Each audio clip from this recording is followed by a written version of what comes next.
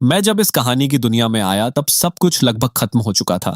मेरी CEO wife by निनिंगबिंग पहले ही हार चुकी थी और सब लोग यही सोच रहे थे कि मैं, जो दिखने में स्मार्ट लेकिन दिल से सिर्फ पैसों का भूखा इंसान हूं, अब उसका पैसा लेकर भाग जाऊंगा, क्योंकि अब तक मैं हर दिन उसी के पैसों पर खाता पीता और ऐश करता रहा था। लेकिन सच्चाई ये थी कि मेरे दिमाग में कुछ और ही चल रहा था। मैं सोच रहा था कि क्यों ना उसके साथ रहकर उसे फिर से खड़ा होने में मदद करूं। आखिर जब वो दोबारा उठेगी तो उसके हाथों से थोड़ा बहुत मेरे पास भी तो आएगा, सीधा फाइनेंशियल फ्रीडम। लेकिन मुझे क्या पता था कि उसका ये बैंक्रप्सी असली नहीं बल्कि एक एक्ट था। और जब मैंने इस कहानी में एंट्री ली तब कहानी अपने एंड पर थी। मुझे उसकी आखिरी हालत तक याद थी। उसके पास सिर्फ उसका पति यानी मैं और कुछ महंगे वॉचेस और कपड़े ही बचे थे। और वो खुद भी जानती थी कि मैं जैसा आदमी जो सिर्फ पैसों के लिए उसके पास था, जल्द ही सब लेकर उसे छोड़ देगा और वो पूरी तरह खाली रह जाएगी। ये सोचकर मैंने अपने सिर को हल्का सा दबाया और एक लंबी सांस ली। सच कहूं तो बाई निंगबिंग ने शादी के बाद हमेशा मेरे साथ अच्छा व्यवहार किया था, और अब जब वो इतनी नीचे गिर चुकी थी तो मुझे उसके ऐसे वक्त में छोड़कर भाग जाना सही नहीं लगा। कम से कम तब तक तो नहीं जब तक वो खुद फिर से खड़ी ना हो जाए। ये सोचकर मैंने अपने दिमाग को साफ किया और घर साफ करने लगा। पूरा घर बिखरा हुआ था और 3 घंटे लग गए सब कुछ समेटने में। आखिरकार मैंने सारी चीजें अपने कमरे के एक कोने में ठूंस दी। 100 से ज्यादा वॉचेस और करीब 80 सेट्स कपड़े। और उस वक्त मुझे सच में लगा कि काश ये सारे कपड़े वॉचेस में बदल जाएं, क्योंकि वॉचेस ज्यादा जल्दी बिकती हैं। मैं दोपहर के करीब 2 बजे उठा था और मेरा पेट जोर से आवाज कर रहा था। मैंने टेबल पर रखा वॉलेट चेक किया और शुक्र है कि वो मिल गया। किचन में जाने का कोई फायदा नहीं था, क्योंकि हम अभी अभी यहाँ शिफ्ट हुए थे और हम दोनों में से कोई भी खाना बनाना नहीं जानता था। इसलिए मुझे खुद ही कुछ खाने के लिए बाहर जाना पड़ा। अच्छा ये था कि बाई निंगबिंग ने जो घर रेंट पर लिया था वो भले छोटा था, लेकिन लोकेशन अच्छी थी और नीचे ही काफी रेस्टोरेंट्स थे। मैं नीचे गया, कैजुअली एक बाउल नूडल्स खाया और फिर मुझे बाथरूम में रखी बेहद कम चीजें याद आईं, तो मैं सुपरमार्केट चला गया और कुछ डेली यूज का सामान खरीद लाया। मैंने उसके लिए भी चीजें खरीदी, उसके पसंद के कलर्स और स्टाइल के हिसाब से। घर वापस आकर मैं फिर से सफाई में लग गया और जब मैंने बाई निंगबिंग के कमरे का दरवाजा खोला तो देखा कि वहां सिर्फ एक बेड, कुछ जरूरी सामान और थोड़ी सी बुक्स थी। ये देखकर मैंने अंदर ही अंदर सोचा कि एक ऐसी लड़की जो बचपन से लग्जरी में पली बढ़ी हो, वो अब इस हालत में रह रही है। सच में उसके लिए ये सब आसान नहीं होगा। मैंने पूरा कमरा साफ किया और जब तक सब खत्म हुआ तब तक रात के 10 बज चुके थे। मैंने जल्दी से फ्रेश होकर खाना टेबल पर रखा और जैसे ही पहला बाइट लेने वाला था तभी दरवाजा खुलने की आवाज आई। मैंने ऊपर देखा और सीधे उसकी आंखों से नजरें मिली। बाई निंगबिंग दरवाजे पर खड़ी थी। उसका चेहरा शांत था, लेकिन उसकी नजरें कमरे को स्कैन करते हुए थोड़ी देर के लिए रुकी और फिर मुझ पर टिक गईं। मैंने भी उसे ध्यान से देखा। वो बेहद खूबसूरत थी, बिल्कुल वैसी जैसी नॉवल में डिस्क्राइब की गई थी। लेकिन उसके सामने खड़े होकर मुझे अजीब सा नर्वस फील हो रहा था, क्योंकि मैं असली पति नहीं था, मैं सिर्फ एक इम्पोस्टर था। और मुझे डर था कि कहीं वो ये सब समझ ना जाए। उसकी आंखें ऐसी थीं जैसे वो सब कुछ देख सकती हो। फिर उसने शांत आवाज में पूछा, तुमने क्लीनिंग सर्विस हायर की, पैसे बचे हैं? मैंने तुरंत सिर हिलाया। नहीं, मैंने खुद साफ किया। वो थोड़ी हैरान हुई।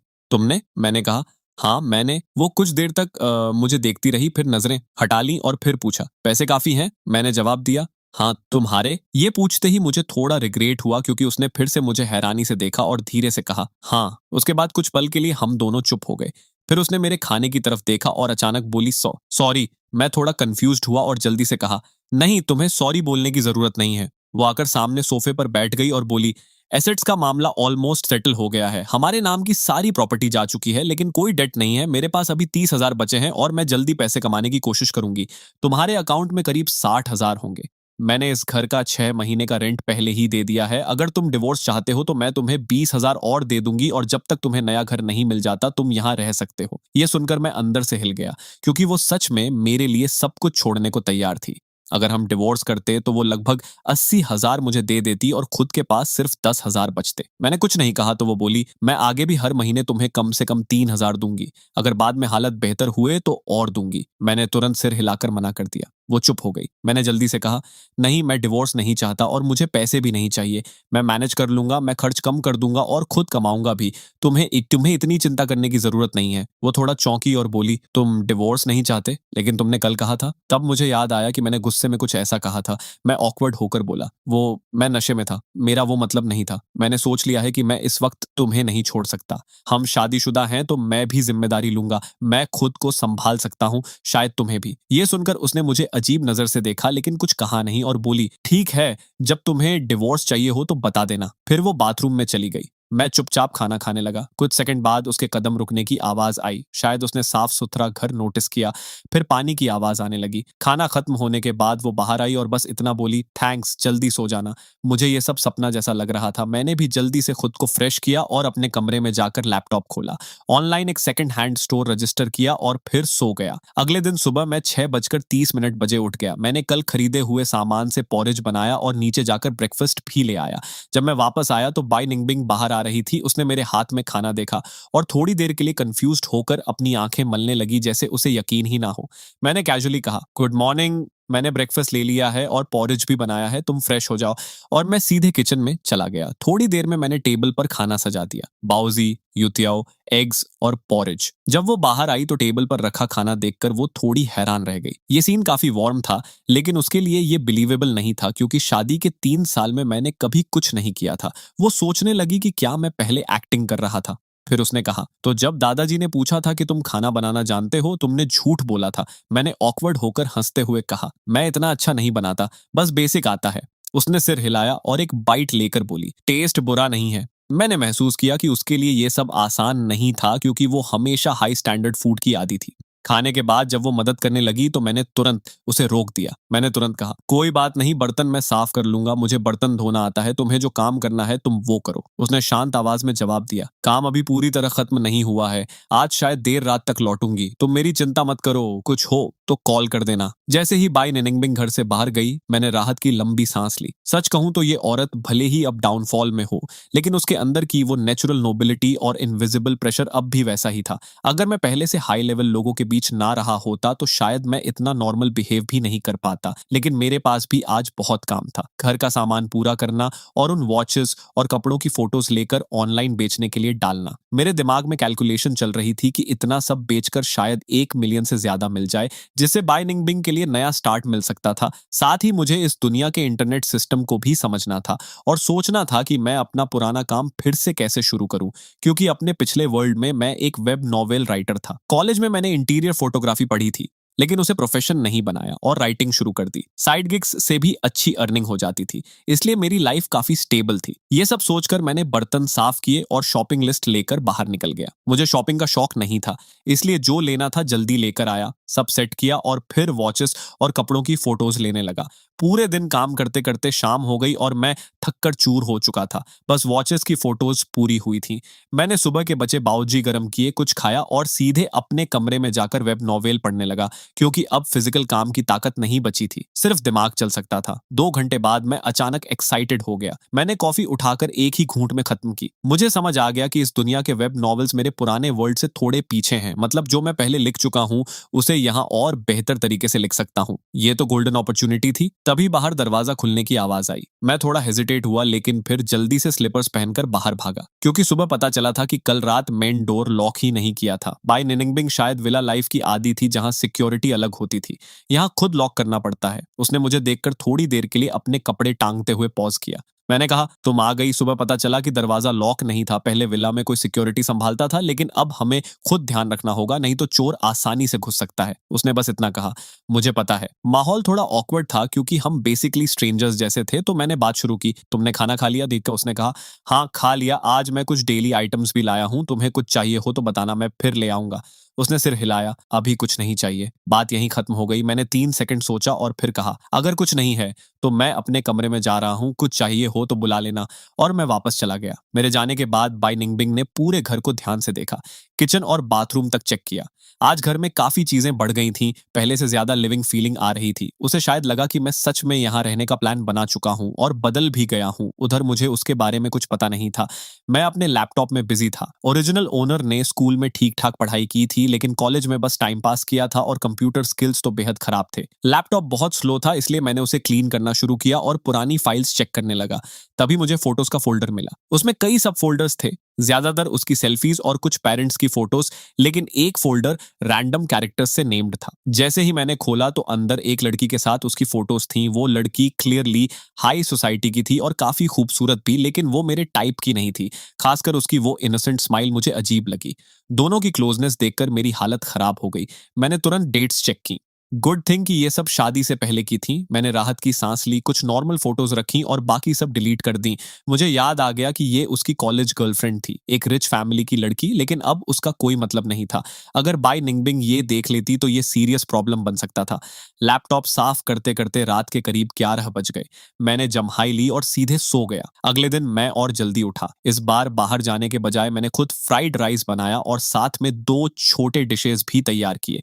जब बाई निनिंगबिंग उठी तब तक खाना रेडी था। वो टेबल पर आया, खाना देखकर हैरान हो गई और बोली, तुम फ्राइड राइस भी बना लेते हो? मैंने कैजुअली कहा, हाँ, मुझे ज्यादा चीजें नहीं आती लेकिन बेसिक होम फूड बना लेता हूँ। बहुत टेस्टी नहीं होगा लेकिन खाने लायक है, तुम ट्राई करो। उसने एक बाइट लिया और बोली, अच्छा है, टेस्टी है। मैंने मुस्कुराकर कहा, तुम्हें पसंद आया तो अच्छा है, आज दोपहर मैं घर आकर खाना खाऊंगा। मैं थोड़ा शॉक्ड हुआ लेकिन तुरंत पूछा, क्या खाना चाहोगी? उसने कहा, जो तुम बनाओगे मैं खा लूंगी लेकिन मुझे राइस चाहिए। मैंने कहा, ठीक है, sweet and sour pork, tomato egg और एक ड्रॉप सूप बनाता हूँ, इनफ होगा? उसने सिर हिलाया, हाँ, तुम बस अपना काम करो। खाना खत्म करके वो कोट लेकर बाहर चली गई और मैं फिर से बर्तन साफ करने लगा। बाहर जाकर वो कार में बैठी जहां उसका पुराना असिस्टेंट गू छिंगहान ड्राइव कर रहा था, जो उसके बचपन का फ्रेंड भी था। उसने उसे एक पेपर बैग दिया। नेनिंगबिंग, ब्रेकफास्ट ले लो। उसने कहा, नहीं, मैं खा चुकी हूँ, शाओ यू ने फ्राइड राइस बनाया था। गु चिंगहान चौंक गया।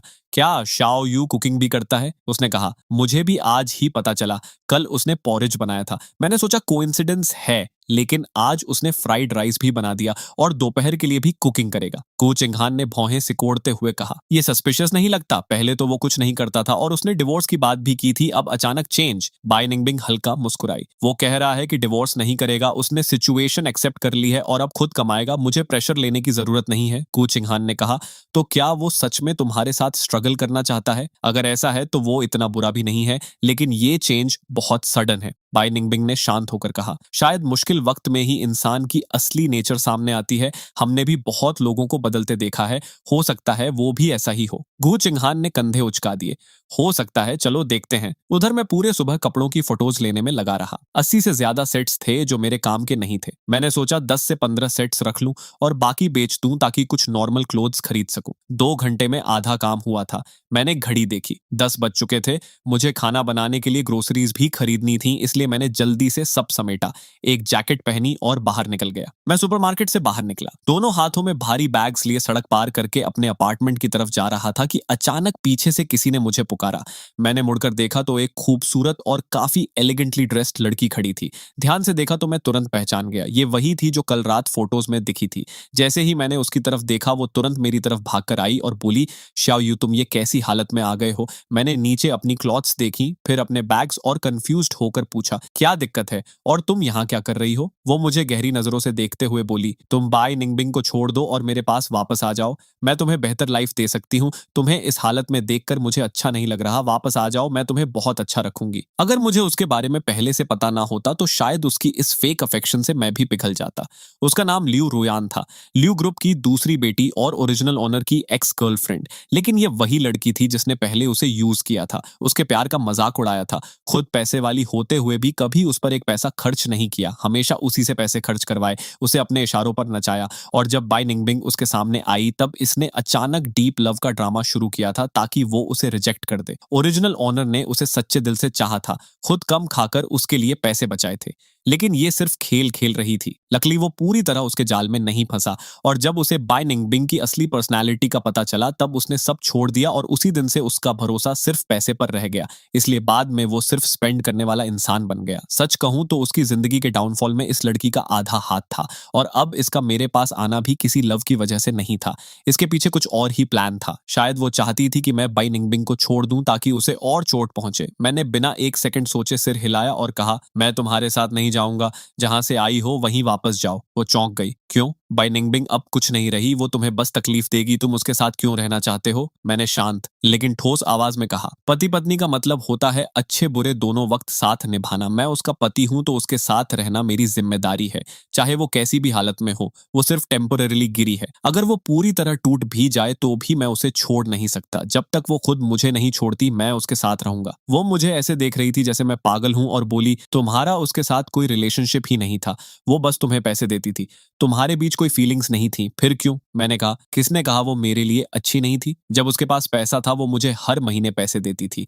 भले वो मेरे साथ टाइम नहीं बिताती थी, लेकिन उसने मुझे फ्रीली जीने दिया। पैसे देना उसका ऑब्लिगेशन नहीं था, लेकिन उसने दिया और मैं उसका एहसान मानता हूँ। अब जब वो नीचे है तो डिवोर्स के बाद भी वो मुझे रहने की जगह और अपना ज्यादातर पैसा देने को तैयार है। इससे ज्यादा और क्या चाहिए? वो हंसकर बोली, इसे अच्छा कहते हो? मैंने कहा, अगर ये अच्छा नहीं है तो अच्छा क्या होता है? हमारे बीच प्यार नहीं था, लेकिन उसके कैरेक्टर ने उसे इतना करने पर मजबूर किया। और तुम खुद को अच्छा कहती हो? वो बोली, अगर तुम मेरे साथ रहोगे तो मैं तुम्हें बहुत अच्छा रखूंगी। मैंने उसे बीच में ही रोक दिया। कॉलेज में मेरे पास पैसे नहीं थे तो तुम मुझे हमेशा नीचा दिखाती थी। 2 साल रिलेशनशिप में तुमने एक पैसा खर्च नहीं किया, गिफ्ट भी फ्री वाले देती थी। मैं पार्ट टाइम काम करके तुम्हारे लिए पैसे खर्च करता रहा और तुमने मुझे छोड़ दिया। क्या ये अच्छा है? वो तुरंत डिफेंसिव हो गई। तुम क्या बोल रहे हो? क्या बाई निंगबिंग ने तुम्हें कुछ कहा है? मैंने ठंडे अंदाज में कहा, तुम खुद को बहुत इंपॉर्टेंट समझती हो। बाई निंगबिंग जैसी इंसान तुम्हारा नाम भी नहीं लेगी। वो तुम्हें नोटिस तक नहीं करती। तुम ही हो जो उसे देखकर अपनी प्रेजेंस साबित करना चाहती हो, इसलिए अब बस जाओ। उसका चेहरा और डार्क हो गया। वो मेरे करीब आई और सॉफ्ट वॉइस में बोली, श्याओ यू, तुम्हें बाई निंगबिंग ने मैनिपुलेट किया है। वो अब गरीब है, इसलिए तुम्हें पकड़ कर रख रही है। तुम बेवकूफ मत बनो। मैंने हाथ उठाकर उसे रोका। बस मेरे पास मत आओ। मैं ऐसा इंसान नहीं हूं जो मुश्किल वक्त में अपनी पत्नी को छोड़ दे। मैं उसके साथ रहूंगा, चाहे कुछ भी हो। तभी अचानक आसपास से क्लैपिंग की आवाज आई। मैंने देखा कि पास में कुछ एल्डरली लोग खड़े थे जो पूरी बात सुन रहे थे। एक अंकल बोले, वाह बेटा, क्या सोच है तुम्हारी। दूसरे बोले, अगर आजकल सब ऐसे सोचते तो इतने डिवोर्स नहीं होते। एक आंटी बोली, तुम्हारी पत्नी बहुत लकी है। फिर सब मिलकर लिू रुयान को डांटने लगे। अरे लड़की, दूसरों के रिश्ते में दखल देना ठीक नहीं है। अगर तुम्हारे साथ ऐसा हो तो कैसा लगेगा? वो सब उसे इतना सुनाने लगे कि उसके पास जवाब ही नहीं बचा। मैं धीरे से साइड में हट गया और हंसी रोकते हुए बोला, आप लोग समझाइए इसे। मैं खाना बनाने जा रहा हूँ, उन्होंने कहा। तुम जाओ, यहाँ हम हैं। दूर खड़ी बाई निंगबिंग और गू छिंगहान अपनी कार से ये सब देख रहे थे। जब लिू रुयान फाइनली हार कर चली गई तब गू छिंगहान बोली, निंगबिंग, ये सच में शाओयू था। ये तो पूरी तरह बदल गया है। बाई निंगबिंग ने शांत होकर कहा, हाँ वही है। गू छिंगहान बोली, वो सच में अच्छा इंसान है। पहले सिर्फ पैसे उड़ाता था, लेकिन अब तुम्हें छोड़ने को तैयार नहीं, और वो भी बिना प्यार के, सिर्फ जिम्मेदारी की वजह से। उसका कैरेक्टर तो बहुत स्ट्रांग है। बाई निनिंगबिंग भी अब सोच में पड़ गई थी। शायद वो मुझे पहले गलत समझती थी। थोड़ी देर बाद वो घर लौटी और जैसे ही उसने दरवाजा खोला तो उसने मुझे फ्लोर पर बैठकर लैपटॉप पर टाइपिंग करते हुए देखा। पूरे घर में खाने की खुशबू थी। मैंने कैजुअली कहा, तुम आ गई। उसने फ्रूट्स रखे और पास आकर देखा कि मैं स्टोरी लिख रहा हूं। मैंने कहा, मेरा ओरिजिनल प्रोफेशन तो अब याद नहीं, लेकिन राइटिंग अभी भी आती है, इसलिए वेब नॉवेल लिखने की कोशिश कर रहा हूं। तुम्हें कोई प्रॉब्लम तो नहीं? उसने हल्की सी नजर डालकर कहा, मुझे कोई दिक्कत नहीं, तुम्हें जो करना है करो। मैंने हल्का सा मुस्कुराकर कहा, मुझे पता है ये चीजें तुम्हें खास पसंद नहीं आएंगी। शायद तुम इन सब में इंटरेस्टेड भी नहीं हो। चलो टॉपिक बदलते हैं। रिब्स मैंने पहले ही चढ़ा दिए हैं। खाने में अभी करीब 1 घंटा लगेगा। तुम अपने काम में लग जाओ। बाय निंगबिंग ने सिर हिलाया, तैयार होकर अपने कमरे में चली गई और फिर बाहर नहीं आई। 1 घंटे बाद मैंने दरवाजा नॉक करके उसे खाने के लिए बुलाया। टेबल पर 2 बॉल्स राइस रखे थे और डिशेस काफी कलरफुल और नीटली सजाए हुए थे। मैंने थोड़ा गार्निश भी किया था ताकि सब विजुअली अच्छा लगे। मैंने कहा, ये पहली बार स्वीट एंड सावर पोर्क बना रहा हूँ। टेस्ट कैसा है पता नहीं, तुम ट्राई करो। अगर पसंद ना आए तो मैं क्यूकम्बर सैलेड बना दूंगा। सच कहूं तो कॉलेज के बाद से मैं अकेले ही रह रहा था।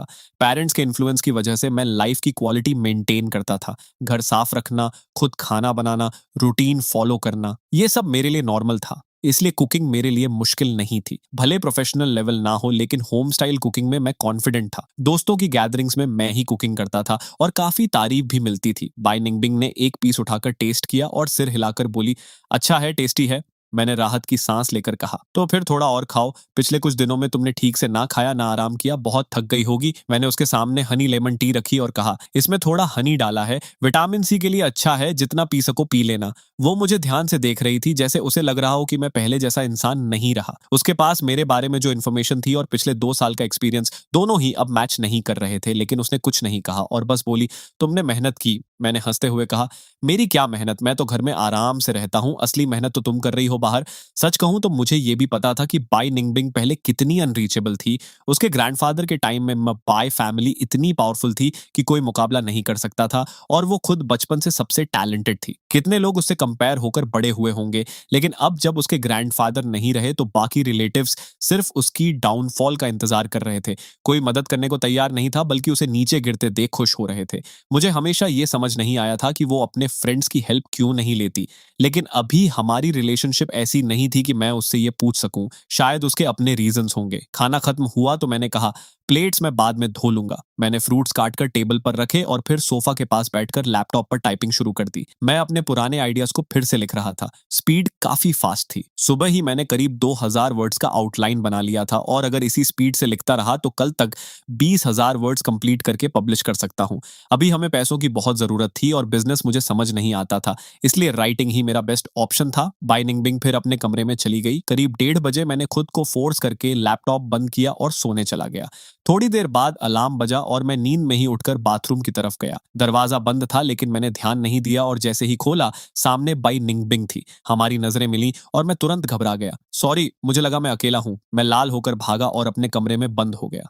खुद को कोसता रहा कि ये कितना ऑकवर्ड था। कुछ देर बाद खुद को संभाल कर बाहर आया तो वो भी बाथरूम से बाहर आ रही थी। हम फिर आमने सामने आ गए। उसने कामली कहा, कोई बात नहीं, घर छोटा है, ऐसी चीजें होती रहेंगी, आदत डाल लो। मैंने जल्दी से कहा, हाँ आदत डाल लेंगे। तुम आज बाहर नहीं जाओगी? उसने कहा, आज का काम हो गया है, मैं घर पर ही रहूंगी। फिर उसने अचानक पूछा, तुम्हें किसी चीज में मदद चाहिए? मैं थोड़ा नर्वस हुआ। उसने कहा, मैं सिर्फ पैसे कमाने वाली नहीं हूँ, बेसिक लाइफ स्किल्स भी आती हैं। हम साथ रह रहे हैं तो जो चाहिए बताना। मैंने सिर हिलाया। ठीक है। सच कहूं तो उस वक्त वो मुझे थोड़ी क्यूट लगी, चाहे वो बिजनेस में स्ट्रांग हो या अब भी स्ट्रगल में। उसकी पर्सनैलिटी अलग ही थी। उसने मुझे एक अजीब नजर से देखा और वापस कमरे में चली गई। तभी मुझे याद आया और मैं उसके दरवाजे पर जाकर बोला, शाम को क्या खाओगी? उसने अंदर से जवाब दिया, कुछ भी, मैं पिकी नहीं हूं। मैंने हंसते हुए कहा, ठीक है, तुम्हें हैंडल करना आसान है। फिर मैं वापस आकर टाइपिंग करने लगा। तभी मुझे याद आया कि मैंने जो सेकंड हैंड आइटम्स ऑनलाइन डाले थे, मैंने तुरंत चेक किया। 12 वॉचेस और 2 सेट्स कपड़े बिक चुके थे। मैंने प्राइसेस पहले रिसर्च करके थोड़ा कम रखे थे क्योंकि जल्दी कैश चाहिए था। मुझे लगा था इतने एक्सपेंसिव आइटम्स शायद ना बिकें, लेकिन सरप्राइजिंगली फास्ट सेल हो गए। मैंने एड्रेसेस नोट किए, फिर कमरे में जाकर सामान पैक किया और कुरियर पिकअप बुलाया। आधे घंटे में सब रेडी था। तभी बाई निंगबिंग बाहर आई और पूछी, ये सब क्या कर रहे हो? मैंने कहा, वॉचेस और कपड़े बहुत ज्यादा थे, मैं यूज नहीं करता इसलिए कुछ बेच दिए, ये आज के ऑर्डर्स हैं। उसने तुरंत कहा, तुम्हें बेचने की जरूरत नहीं है। मैंने कामली समझाया, असल में ये स्पेस ले रहे थे और आउटडेटेड भी हैं। बेहतर है इन्हें बेचकर पैसे बना लें, बाद में जरूरत हो तो नया खरीद लेंगे। शायद ये बात उसे सही लगी। उसने मेरे हाथ को हल्का सा पकड़ा, फिर छोड़ दिया और बोली, ठीक है, बाद में नए खरीद लेना। अंदर से मैं सोच रहा था कि इतने महंगे वॉचेस खरीदना मेरे बस की बात नहीं, लेकिन मैंने मुस्कुराकर कहा, जब तुम मुझे नए दिलाओगी तब लूंगा। मेरी उस मुस्कान को देखकर बाई निंगबिंग एक पल के लिए जैसे चौंक गई। शायद उसे वो फेमिलियर लगकर भी अजीब लगी। उसने हल्का सा सिर झुकाया, जमीन पर रखे पैक्ड बॉक्सेस देखे और खुद झुककर उन्हें उठाकर कुरियर वाले को देने लगी। जब तक कुरियर वाला सामान लेकर चला नहीं गया वो चुप रही। फिर उसने मुझसे पूछा, तुम ये सब कितने में बेचने वाले हो? मैंने मन ही मन हिसाब लगाया। 100 से ज्यादा वॉचेस और 80 से ज्यादा कपड़े थे, जिनमें से 70 से ज्यादा वॉचेस तो बिल्कुल नई थी। मेरा प्लान था ज्यादातर बेच दूं, बस 10 वॉचेस और करीब 30 सेट्स कपड़े अपने पास रखूं, बाकी सब बेच दूं। मुझे लगा वो मुझे रोकने वाली है, लेकिन उसने बस सिर हिलाया और कुछ नहीं कहा। एक एप्पल उठाया और सोफा पर बैठकर मैसेजेस देखने लगी। मैं उसकी सोच समझ नहीं पा रहा था, ना ही ये कि कहीं मैंने उसकी सेल्फ रिस्पेक्ट को हर्ट तो नहीं किया, लेकिन ऑनेस्टली प्रैक्टिकल लाइफ ज्यादा जरूरी थी, चाहे उसे बुरा लगे या नहीं। मुझे ये करना ही था। सुबह मैंने प्रॉपर्टी प्राइसेस भी चेक किए थे, अभी आधे ही बढ़े थे। मुझे नहीं पता बाई निनिंगबिंग फ्यूचर में क्या करेगी, या वो फिर से उठ पाएगी या नहीं, लेकिन मुझे किसी तरह एक घर लेना ही था। वॉचेस और कपड़े बेचकर मैं डाउन पेमेंट कर सकता था। बाकी लोन मैं धीरे धीरे भरता और बचे पैसे उसे दे देता, ताकि चाहे फ्यूचर में कुछ भी हो, हमारे पास रहने की जगह तो हो। मैं ये सब सोचते हुए लैपटॉप स्क्रीन को घूर रहा था कि अचानक मेरे सामने एक पील्ड एप्पल आ गया। उसकी खुशबू सीधा नाक तक आई। इतना परफेक्टली पील किया गया था कि मैं खुद को रोक नहीं पाया और निगलते हुए पूछा, ये मेरे लिए है? बाई निंगबिंग ने एप्पल थोड़ा और आगे बढ़ाया और धीमे से बोली, तुम्हें तकलीफ हुई? मैं सच में शॉक्ड था। ओरिजिनल स्टोरी में तो वो किसी आदमी के पास भी नहीं जाती थी, और आज वो मुझे एप्पल पील करके दे रही थी, वो भी इतनी नीटली। मैंने तुरंत एप्पल ले लिया और कहा, कोई बात नहीं, वैसे भी ये सब तुम्हारे पैसों से खरीदा गया था। तुमने पहले कभी मुझे स्पेंड करने से रोका नहीं, मैं उसके लिए ग्रेटफुल हूं। तभी वो हल्का सा मुस्कुराई, और सच कहूं तो मैं लिटरली फ्रीज हो गया। इतनी खूबसूरत मुस्कान मैंने पहले कभी नहीं देखी थी। उसने कहा, चिंता मत करो, आगे तुम्हारे लिए और वॉचेस खरीदूंगी। मैं इंस्टिंक्टिवली सिर हिलाकर बोला, मुझे तुम पर पूरा भरोसा है, तुम जरूर फिर से उठोगी, जल्दी मत करो, मैं इंतजार करूंगा, फिर तुम मुझे वॉचेस दिलाना। वो हल्की मुस्कान के साथ अपने कमरे में चली गई और शायद मेरे देखे बिना उसकी आंखों में एक अलग सी चमक थी। शाम तक मैंने राइटिंग में और मेहनत की और 10,000 वर्ड्स पूरे कर लिए। रात को हमने सिंपल खाना खाया और अपने अपने काम में लग गए। रात 12 बजे तक मैं 20,000 वर्ड्स पूरा कर चुका था। अगले दिन सुबह खाना खाकर बाई निंगबिंग बाहर चली गई और मैं सबमिशन प्रोसेस में लग गया। साथ ही सेकंड हैंड वेबसाइट चेक किया तो 8 वॉचेस और एक कपड़ा और बिक चुका था। मुझे ऐसा लग रहा था जैसे पैसा खुद मेरे वॉलेट में आ रहा हो। मूड काफी अच्छा था। मैंने जैसे ही मैन्युस्क्रिप्ट सबमिट किया तभी दरवाजे पर नॉक हुआ। मैंने पूछा, कौन है? बाहर से एक आदमी की आवाज आई। मैं हूं। मैं सोचने लगा, ये कौन हो सकता है? लुजिंगनियन? याद करने पर भी कुछ याद नहीं आया। मैंने दरवाजा खोला तो सामने एक आदमी खड़ा था। उसका लुक थोड़ा रफ लेकिन अट्रैक्टिव था। उसने मुझे ऊपर से नीचे तक ऐसे देखा जैसे स्कैन कर रहा हो, जिससे मुझे अनकंफर्टेबल फील हुआ। वो बोला, अंदर नहीं बुलाओगे? और खुद ही अंदर आने लगा। मैंने उसे रोकते हुए पूछा, तुम किससे मिलना चाहते हो? उसने कहा, अगर तुम गू शाओयू हो तो मैं तुमसे ही मिलने आया हूं, और खुद ही अंदर घुस गया। फिर इधर उधर देखकर बोला, बाय निंगबिंग घर पर नहीं है ना? अब वो अंदर आ ही गया था तो मैं उसे निकाल भी नहीं सकता था। मैंने दरवाजा बंद किया, उसे टी दी और पूछा, हाँ वो घर पर नहीं है, बताओ क्या काम है? उसने सीधा कहा, देखो तुम दिखने में ठीक हो लेकिन ना तुम्हारे पास बैकग्राउंड है ना कैपेबिलिटी। बाई निनिंगबिंग का तुमसे शादी करना उसके लिए डिसएडवांटेज है। मैं जानता हूं कि ये शादी उसके ग्रैंडफादर की वजह से हुई थी, लेकिन इतने सालों में तुमने उसके लिए कुछ नहीं किया, बस पैसे उड़ाए। तुम्हें शर्म नहीं आती? मैंने कामली पूछा, तुम बाई निनिंगबिंग के क्या लगते हो? उसने कहा, हम बचपन से साथ बड़े हुए हैं, वो मेरे बहुत करीब है। अगर तुम नहीं होते तो शायद हम साथ होते। मैंने कहा, लेकिन मैंने तुम्हारे बारे में कभी नहीं सुना। वो हंसकर बोला, क्या वो तुम्हारे सामने ये सब बताएगी? मैंने सिर हिलाया। तो तुम मुझसे क्या चाहते हो? उसने सीधा कहा, अभी उसे मदद की जरूरत है और तुम उसका बोझ हो। अगर तुम डिवोर्स कर लो तो मैं उससे शादी कर सकता हूँ और मेरे पिता उसकी मदद करेंगे। मैंने कहा, अगर उसे डिवोर्स चाहिए होता तो वो खुद मुझसे कहती, तुम्हें क्यों भेजती? वो बोला, वो ऐसी बात खुद नहीं कहेगी, तुम्हें खुद समझना चाहिए। तुमने उससे इतना लिया है, अब कम से कम उसे रोकना तो मत। मैंने पूछा, क्या ये बाय निंगबिंग का डिसीजन है? ये मेरा डिसीजन है, तुम समझ क्यों नहीं रहे? मैंने उसकी आंखों में देखकर कहा, तो फिर मुझे ये बताओ, क्या तुम और वो पहले रिलेशनशिप में थे? क्या वो तुमसे प्यार करती है? वो एक पल के लिए चुप हो गया, फिर बोला, ये मैटर नहीं करता। वो तुमसे प्यार नहीं करती, लेकिन मैं उसकी मदद कर सकता हूँ, तुम नहीं। मैंने धीरे से कहा, तुम गलत हो सकता है मैं उसे पूरी तरह ना जानता हूं, लेकिन इतना जानता हूं कि वो अपनी शादी को डील बनाकर किसी की मदद नहीं लेगी। अगर वो ऐसा करती तो उसकी पहचान हमेशा उसी पर टिक जाती। वो कभी इंडिपेंडेंट नहीं मानी जाती और वो ऐसी नहीं है। अगर वो खुद चाहेगी तो मैं डिवोर्स दे दूंगा, लेकिन किसी के कहने पर नहीं। मेरी बात सुनकर वो भड़क गया और चिल्लाकर बोला, तुम बस उसे रोकना चाहते हो, तुम बहुत सेल्फिश हो।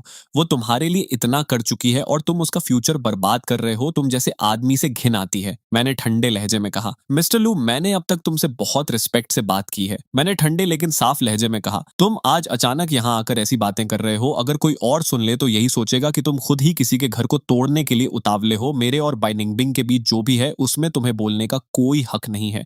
चाहे तुम सच में उसकी मदद करना चाहते हो, फिर भी तुम्हें ये सब मुझसे नहीं बल्कि उससे कहना चाहिए। उसके फैसले मैं नहीं ले सकता और मैं कोई ऐसा इंसान भी नहीं हूं जो चिपककर डिवोर्स से मना कर दे। बस थोड़ा सा सोचो, अगर वो सच में तुमसे प्यार करती तो उसके ग्रैंडफादर के मुझे ढूंढने से पहले तुम दोनों की शादी क्यों नहीं हुई? अगर प्यार इतना गहरा था तो तुम दोनों कभी कपल भी क्यों नहीं बने? तुम कहते हो वो भरोसा तोड़ने वाली नहीं है, लेकिन अभी तुम जो कर रहे हो वो उसी के नाम पर भरोसा तोड़ना ही है। और सबसे बड़ी बात, तुमने उसके सिचुएशन को प्रैक्टिकली सोचा ही नहीं। वो गुस्से में बोला, तुम ये सब कैसे कह सकते हो? तुम तो बस पैसे उड़ाने वाले यूजलेस आदमी हो। मैंने बिना झिझक जवाब दिया, मैं ये इसलिए कह सकता हूँ क्योंकि अभी भी मैं उसका लीगल हस्बैंड हूँ। जब तक मैं उसका पति हूं, मुझे पूरा हक है कि जो भी हमारी शादी में दखल देगा उसे रोकूं। हाँ, पहले मैं सिर्फ पैसे खर्च करता था, लेकिन वो भी उसकी मर्जी से ही था। उसे कोई दिक्कत नहीं थी तो तुम्हें क्यों है? अगर तुम उससे शादी करना चाहते हो तो जाओ उससे बात करो।